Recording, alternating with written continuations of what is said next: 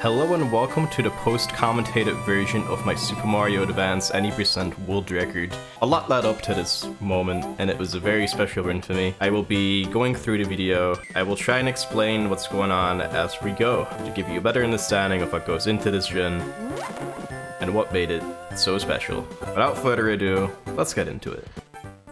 So there's already something interesting going on right now as we're setting up to actually start the speedrun. So timing for the run starts when you select the save file, however, whenever you boot up the game is when a global timer starts ticking. Now this global timer is in control of a lot of things that seem random in this game, but actually aren't. Birdo jumps, when Birdo fires eggs, is all controlled by this global timer. So we're trying to play this first level as tight as we can so that we can manipulate Birdo to spit out an egg the moment we get to the fight. So we're gonna enter this door here, and unlike the NES and SNES versions of this game, the out of bounds trick in this bomb room has been made a lot harder. While not impossible, it is currently not used in the 90% speedrun. We pick up the bomb, time our throw, and go through the door. If you look over to my splits on the left, you might be able to see that 1-1 and 1-2 are the same split, because they're both bottlenecked by this timer that I mentioned that starts whenever you boot up the game. This global timer ticks for about 256 frames before it repeats again. It's about 4.2 seconds. So this Birdo fight actually isn't too tight. You can actually mess up the ending if you wanted to. Like, you could basically lose about a second here, just don't miss the egg throws. That's the most important part, because you're bottlenecked by 1-2, which is why it's the same split for me, because if 1-1 ended up being slightly slower, I would beat my 1-2 gold and it would just be a mess. Here we do a trick where we pick up the bird, respawn it, and then pick it up again to gain some speed by overlapping the carpets, making our way to the next Birdo fight. So because I have some spare time here in this PB run, I did some bat BMing, did some teabagging before I got into the fight, and as I said before, you have some spare time here because of the global timer, so we're just making some quick work of Birdo here, just don't miss any eggs. That last throw could have been slightly better, but it's not too important. There's actually a decent bit of RNG in this run, at least with how tight and short this run has gotten. It's definitely important. In the last stage, there's a Birdo fight where that Birdo might spit out an egg or a fireball, the egg you need to beat Birdo, and the fireball will beat you. So small time losses don't really matter as much yet. Good RNG can totally make up for it. Here we're gonna take our first warp, which will actually take us to World 4, but we're not gonna play World 4. So the thing about Super Mario Advance is that when you save the game and you quit out, and in this case I'd use the soft reset, you can actually select every previous level from that point onward.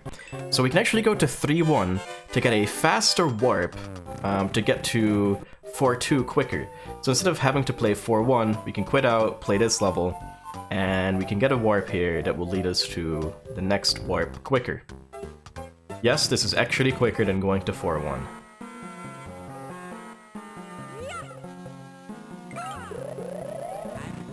That's the biggest mistake so far, is me not immediately getting onto the pot. However, because of how weird endgame is, I decided to continue the run anyway, because the run's not that incredibly tight yet. It is tight, like, I will not underplay that, but it's not tight enough that a mistake like that matters if you're used to watching incredibly top level like Mario 1 or Mario 2 runs on the NES.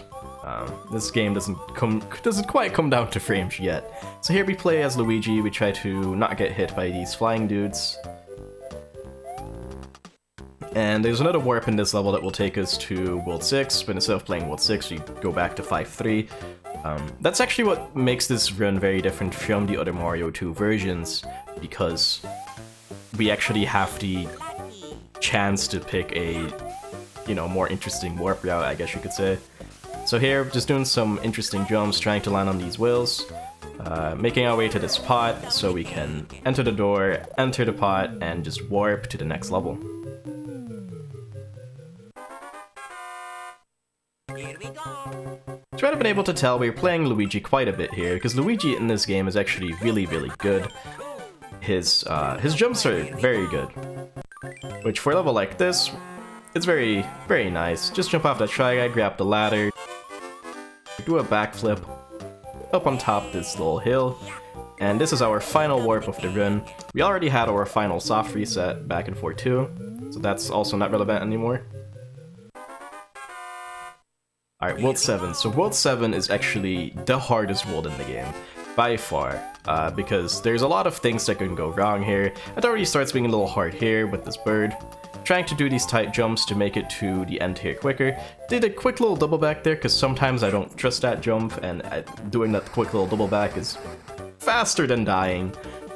Right here, if you play perfectly and you walk, keep running to the right, time your jumps right, you can actually jump off of that sniffet, on top of that ladder, climb it immediately. And now we have this little vertical section that's going to bring us to the boss. In this room we do a lot of ladder jumps, which is actually a really tight trick where you hold diagonally on the ladder and have not that much time to jump off the ladder. Doing them in quick succession is really hard, and I actually missed one here, which is probably my biggest time save in the run. Going into that door, fluttering onto that block, we hit Birdo, try and get 2 quick hits, and then this hit is a bit more like RNG dependent. And then we go into, well, I mean global timer dependent, but you get there at different timings, it gets weird. Anyway, that is 7-1, and now for the most complicated level of the game, 7-2, where we go back as Toad, because Toad is just a lot faster for this level. So in this level, there's actually 3 bosses that we gotta deal with. There is a Red Birdo, there is the Hawkmouth, and then there is Wart, which is the most complicated fight of all. However, for this run, it's not really as relevant for the other versions of Mario 2, but in this run, this Red Birdo actually carries the key we need to progress. Also, we did a ladder jump there, which is a lot more tight as Toad than it is for Luigi, to just skip over the level, run over it. Here, I got pretty good luck on the Birdo fight, actually. Like, there were no fireballs, and this Birdo can be an absolute pain. So going through this door, a couple jumps, and into the second final boss, or the second boss, it's Hawkmouth. We throw the mushroom block at the peak of our jump to get a quick little double hit in, and now for the Wart fight. So the Wart fight is actually really tough. It's all down to timing. You're trying to grab these veggies and throw it at him perfectly when he opens his mouth, and we're just trying to do 5 low quick hits and then do a double hit at the end, and I will leave you with my reaction to getting this time. I had about maybe 10 runs that made it to this level that were all incredibly good pace, and this is the run why I pulled it off. Thanks for watching.